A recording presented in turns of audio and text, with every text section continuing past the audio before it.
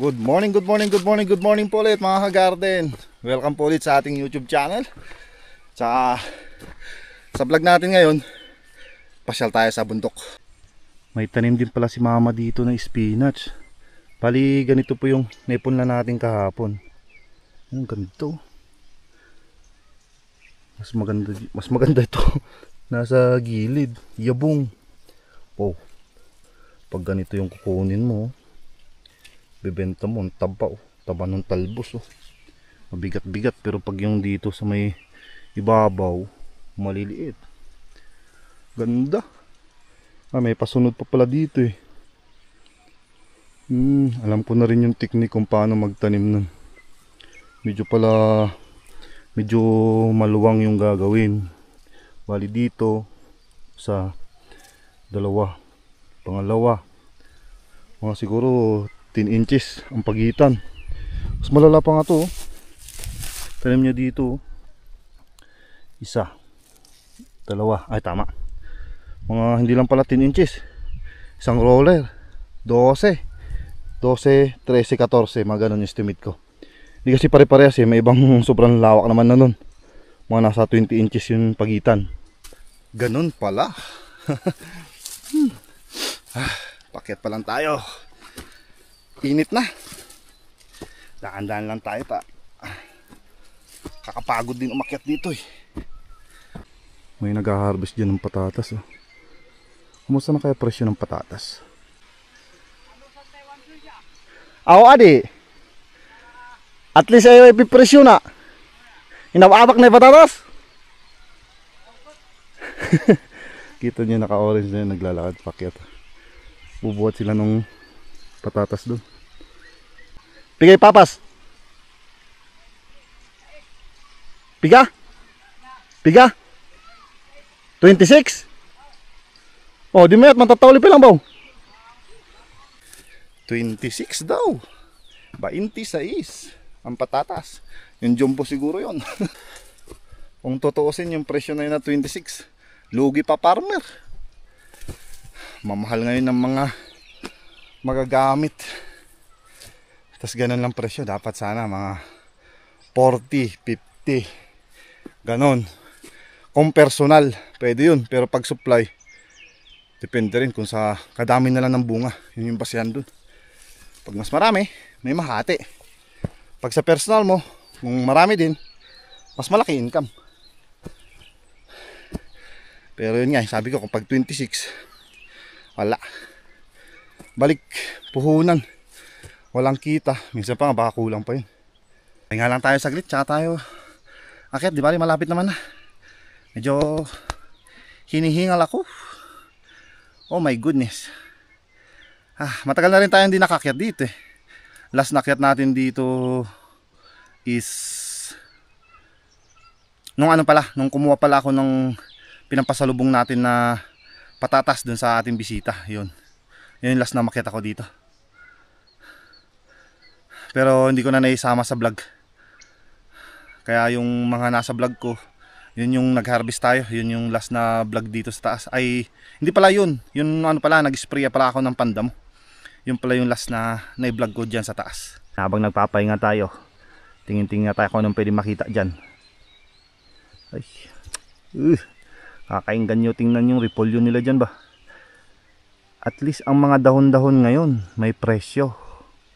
Tulad ng repolyo, yun. At least kahit papano, talo pa yung patatas sa presyo. Okay, tanim nila dyan sa taas na yan. Parang wala Ang mga mababang gulay ngayon ay patatas, carrot, ano pa ba? Parang yun lang ata yung sagad na mababa. Mas malala ang carrot, tinatapon yung iba. Na-oversupply. Pares na naman sila ng patatas. Ang patatas di naman na itatapon, pero yun nga, mababang presyo. Na-oversupply. Pares ng carrot. Tsaka hindi ko alam, baka ma-import. Wala akong balita, hindi ako nakakabiyahe. Kung makakabiyahe sana ng mga gulay-gulay dun sa trading post, makakasagap tayo ng mga balita. Pero wala eh. Iwan ko lang. Sa inyo mga ka-garden, baka sa mga ka-garden natin, may ka-garden tayo sa trading post eh. Baka naman mapanood mo tong vlog natin. Comment mo kung baka may import yan, or baka sa Manila, sa mga kagarden natin dyan sa Manila, tsaka sa ibang lugar din. Kumusta yun sa palengke nyo dyan? Baka nagsilabasan ng mga import, kaya ganito. Mababa ang gulay ng Highland. Pero yun, ganun talaga buhay. Hindi lagi masaya. Lalo na ang pagpa-farming. Pag siniwerte, maganda presyo, tsaka may ani, masaya. Pero pag minalas konti, may anihin man pero presyo ang problema, wala din. Yun lang, no choice tayo. Trabaho ulit, tanim ulit, ganun lang talaga. Tama na yung daldal at tayo aakyat. Isa pa palang rason kaya aakyat ako dito. Bali darating yung atin ni Mrs. Kuha tayo ng mag-harvest nga tayo ng patatas natin dyan pang uwi nila. Yun lang ipapasalubong natin. At least din yan para meron din silang maiuwi kaysa naman bumili-bili pa sila. Bali yun lang muna yung may papasalubong ko. Ganun naman dito sa amin. Kita nyo naman. Kahit sino mamasyal dito sa amin, laging pasalubong namin dito is mga gulay-gulay namin dito. Kung anong available, yun yung meron. Mas malala ako. Kung anong tanim ko, yun din yung bibigay. Ganon dito. Kunin lang natin tong pang harvest natin. Tsaka bitbit tayo ng red bug. Tsaka pala, update pala dun sa sa similya dun sa taas. Binaba ko na pala dito nung kumuha ako nung last. Ayan. Nilatag ko na dyan. Kasi dun sa taas sobrang naarawan. May mga nagkanda-kanda bulok. Kaya nilatag ko na dyan. Bahala na dyan kung may tumubo. Ito na nga pinagkakainan ng mga kaibigan. Ayun, dyan na yan. Bahala na dun. Kaya dito na tayo. Sa ating na-sprayhan. Yan na. Dry na. Tsaka nag-uumpisa na naman. Tumubo yung malilit na damo. Pwede. Di bali, malapit na rin lang yung binhin natin patatas dun sa baba. Baka yun yung tatanim natin dito. Yung na-harvest ko na granula yung variety. Para kahit papano maganda-ganda yung bunga nun. Medyo garantisado. Pero baka matagalan tayo bago tayo magtrabaho dito. Kasi yun nga, may tanim pa nga tayong patatas dun dun sa kabila. Tatiming natin kung baka sakali mag-June gumanda presyo. Yun, harvestin na natin nang may pangkapital tayo kasi tatanim dito. Pati pala yung natin yung litsugas natin tatanim, kailangan din kapital nun. Hindi rin basta-basta. Kaya mag-iipon muna tayo ng pangkapital bago tayo bumanat kasi mahirap na yung subo tayo ng subo ng pananim, wala tayong may kakapital, mahirap na. Puros utang na lang. Ay nako. Pakita ko sa inyo, yan na madamo. May patatas pa kaya dito? Mas malala dito. Ay sus. Mataas na yung damo. Dapat pala na-spray ko to nung nag-spray ako dyan sa baba. Pero yun nga, nagtitipid kasi tayo nun. Sakto-sakto lang kasi yung pang-spray natin dito Kaya yun lang yung na-sprayan natin. Bali, grass cutter ang katapat niya. Ay, saan kaya tayo mag-uumpisa mag-harvest dito? Where na you? Dito na lang siguro. Sa parang wala tuloy plot dito. Yan, dito na tayo mag-umpisa. So, tabasin natin konti para kahit pa paano makita tayo. Uy, nice one. Ito ang gusto ko. Yan unang bunot pa lang, bunga na. Mas malalaki pa yung bunga nito kaysa yung bunga ng granula ko dun sa kabila. Habagay ito kasi na-stack. Nakuha niya yung saktong buwan niya, sumobra pa nga. Hanggang patay yung nangyari, hanggang namatay yung stem. Parang walang tanim pero may patatas pala. May maliliit. May bunga po. Ay, anong bunga? May ano pa, may tubo na yung sa katagalan na stock dito sa garden. Diyan na yun. Ayaw lumabas ng mga malalaki ah. Nahihiya ah. Yo. Dami. Dami katamtaman lang. Yan oh. Ay, saan green pa yung iba. Ayun, nagsisilabasan na yung malalaki. Punin nga muna natin dyan. Mamaya na natin desisyonan kung ano yung mga kukunin natin na ibibigay. Yan. Pero pag mga ganito, pwede yan. Bigay na, yan yung mga ibibigay natin pang pasalubong. Iwanan na lang natin siguro itong mga maliliit. Dagdag na binhi na lang dun sa baba.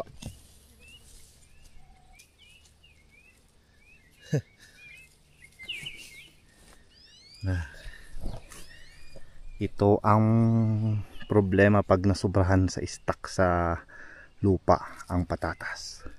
May tubo na agad. Pero pwede. Tatapon ko to. Hindi ko to kukunin kasi yun na, bulok. Bulok siya pero nagkaroon na siya ng tubers. Hindi na rin pwedeng itanim. Kaya dyan lang yan sa gilid. Walang malalaki. Ang pang binhi namot ito. Ito pwede. Bigay yan. Ito sa binhi na rin yan kasi yun nga, ang green. Yan pwede yan. Mga to. Tingnan natin parang bulok to. Hindi naman. Yan, pwede yan. Ito. Huwag na yan, sun green. Yan. Yan. Ito na lang bibigay natin. Buhos na rin natin itong nilagay ko kanina. Huwag tayong manghinayang kasi hindi rin lang naman itatapon ito. Gawin na lang binhi. Para pag kung sakaling magmahal ang patatas, may tatanim tayo. Ganun na lang yun. Lipat na lang tayo dito, hanap tayo ng medyo may malalaking bunga. Wala, katamtaman dyan. Alam ko dito kami nag-harvest ni na ate din dati. Yung inuwi din nila ng bakasyon ni Sean. Doon, dito kami kumuha. Tabasan lang natin unti para dito pasali. Ay, pati yung red bug sumasama. Oh, unang hukay. Bilis, pakita kayo agad. Maliit agad pakita ba? Uy, it's so maalikabok. Dapat masaya daw tayo nag-harvest kaya. Uy, kailangan talagang masaya pag ganyan. Nadali ko pa. Okay lang yan. You know? Nag-kiss sila nitong ano, panghukay ko. Yeah. Uy. Ah, wow. Quality. Quality. Kunti lang lamang ng kamao ko. Yun. Yan, dito na lang pala tayo kuha. Ah, hay. Ganun mamigay. Sabihin ganun. Kasi kung anong available lang, may malalaki naman eh. Hindi naman natin bibenta to. Baba din ng presyo. Oh, hindi pa patalo din yung binhin natin. Meron din tayong may iwan para sa atin. Yan ang purpose ng maliliit. Parang dadalawa lang malalaki ah. Huwag naman. Kamayin nga natin. Malambot naman yung lupa dito eh. Basta dito sa paakyat na to, dahan-dahan. Kasi baka madali natin yung patatas. Ayun oh. Yan, hagis natin lang yung sa baba. Oh, di ba? Ibabaw. Eh, parang lumiliit ah. Puros laging una na lang saka malalaki ah. Huwag na kayo mahiya. Pakita na kayo. Para makababa na rin ako. Nagpapatubig pa ako dun sa pananim nating ano eh, coriander. Sinalpak ko bago tayo makyat dito. Yan yung bunga oh. nung hinabis natin dito, medyo may malalaking pa isa-isa, kaya tuloy natin dito para medyo marami-rami tayong may pauwi dito. Yan, baka malalaki din yan sana. Uy, parang kakasilip ko lang. Uy, nag-uumpisa na yung kaibigan nga sa ibabaw lang. Kukunin ka na. Yan. Wala talaga pag madamang ganyan. Malala to. Uyo. Kita nyo yung butas na yan? Kuumpisa na silang maghanap ng pagkain din nila.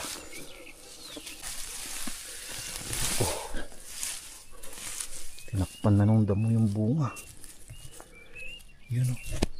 Nagdag natin dyan. Yeah. Oh, ha?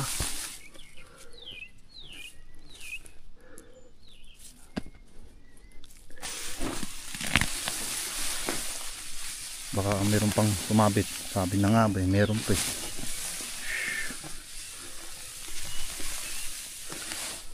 Yan o.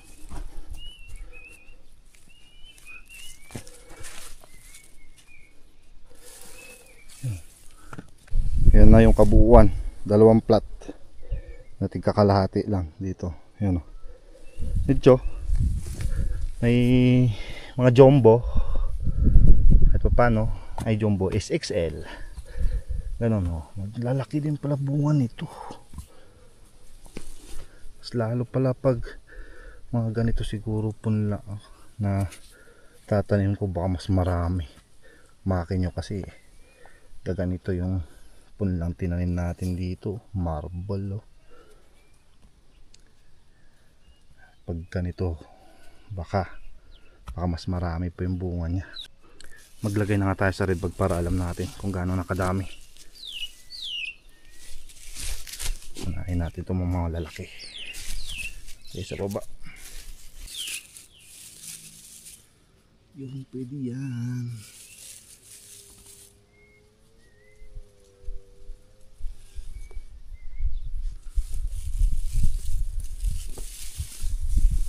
Ito pa.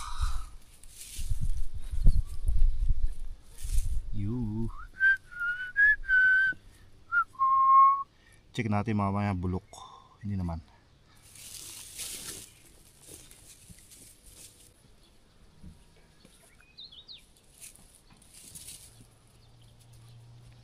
Oh, ha?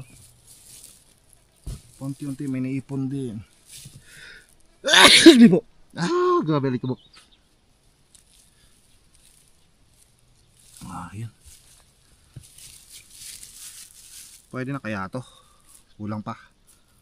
Kuha pa tayo ng isang plat pa para kahit pa paano hanggang dito sana kalahati. Yan. Mamaya na natin pulutin tong mga pang binhi. Saan kaya ulit tayo mag-harvest? Dito kaya? Doon? O doon? May isang plat pa dito eh. Pinag-harvestan natin nung una. Hindi ko lang alam kung malalaki yung bunga. Tingnan natin. Kamayin na lang. Sample lang muna. Parang regular din ah. Yan ah.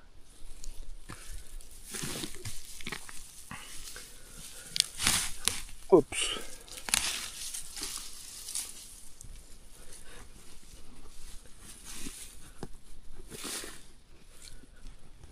Parang regular lahat to. Regular dito. Ito nga eh. Sa tabi nung hinarvestan natin na may malalaki. Uy. Parang may umutot doon ah. Yeah. Yeah. Ay. Ganun dapat. Laki agad, di ba? Yun oh. Dito. Pwede dito na. So may nakita tayong malaki agad sa umpisa. Doon na, tuloy na natin. Ay, pwede. Gamitan na natin ito. Hindi masakit sa kamay. Uy, lumalabas. Lumalabas. May 3 ng malalaki. Ayan.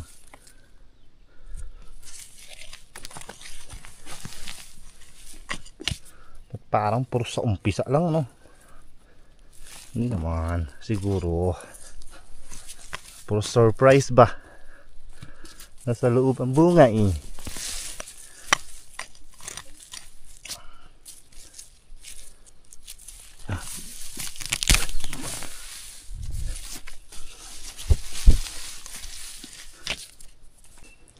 Yan na ulit oh, yung samplat.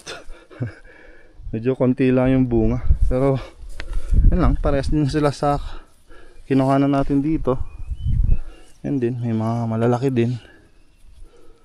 Yan. Yun pa. Oh, di ba? Ito pa. Ito yung una na nahila natin kanina. Yan. Red bag ulit.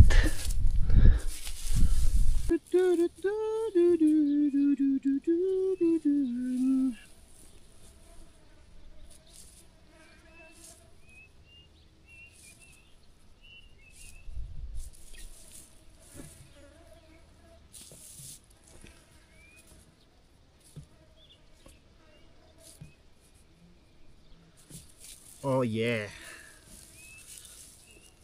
Yan na. Ito na yung papasalubong natin. Ah, uy, mabigat ah. Wow. Nasa ano ata? Parang nasa 15 kilos ah. Mabigat siya kahit konti lang oh. Ito, mamaya red bag ko yan. Baba muna natin nga ito sa kubo at na makakuha ulit ng red bag. Oops. Oh, uy. Okay. So na yan. Kuha tayo ng red bag ulit. May red bag natin yung binhi doon. Pwede na to. Parang malalaki din yung binhi natin kasi matagal na kasi nating na-harvest yan, kaya hindi natin pwedeng ibigay. Ito mas maganda. Nakabilad na rin kasi matagal yan eh, kaya hindi pwede. Baba na po tayo. Sakto-sakto. Lipatan na ng patubig ulit. So yun, bali dito na ulit nagtatapos yung ating vlog. Maraming salamat po ulit sa pagsama sa akin. Mag-ingat po kayo palagi and God bless. Bye bye.